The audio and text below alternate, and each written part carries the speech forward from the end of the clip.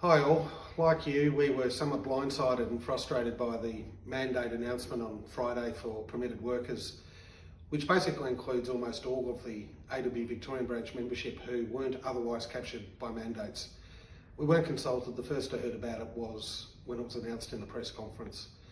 So decidedly less than impressed at the lack of consultation and the sort of ad hoc nature of the decision. But unfortunately, it is a lawful direction under the state of emergency declaration. So that's why we're not running off to court. I'm not interested in burning a couple of $100,000 to find out what I already know.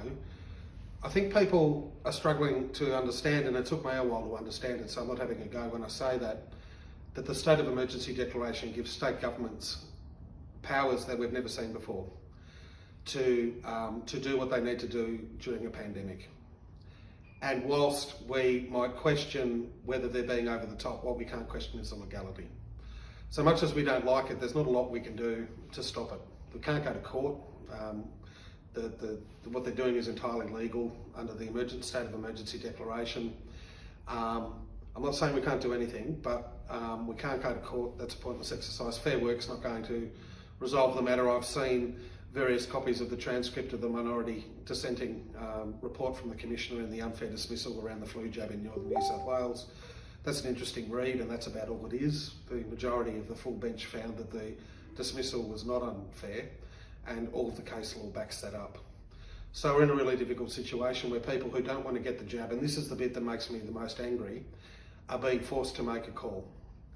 They're either being forced to get a jab they're not comfortable with or don't want to get to keep their job, or they're facing the possibility of losing their job if they don't get the jab. That's just why mandates are a bad idea, but they're obviously doing it to stop the spread. Since it was announced, there's been about 3,500 cases in Victoria. So the question that's most asked of me is what happens if someone takes unpaid leave until the state of emergency is over? The current state of emergency can't go longer than, I think it's mid-December. What happens if they take long service leave or annual leave and then try and come back after that period? We're more than happy to support people in that, but I'm not going to offer false hope. I think it's going to be very difficult, particularly in the Victorian public sector, but across the board, to get employers to take people back who aren't vaccinated when the vast majority of their workforce by that stage will be vaccinated, as they are at least first jab vaccinated now. But if that's what an AWU member wants to do, then that is what indeed we will do. We'll support them in that. If members get sacked because they refuse to get the jab, we will happily run unfair dismissals.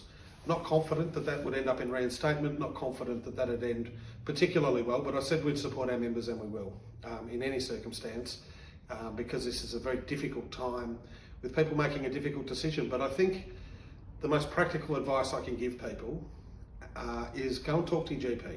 For those of you, and there are many who in good faith have some concerns about the vaccine or want to see how it plays out or haven't got around to it, go and talk to your GP. That's someone you trust, someone you know. Run through your concerns, see what they've got to say. That may assuage some of your concerns, it might not, but it's certainly worth a conversation that is worth having.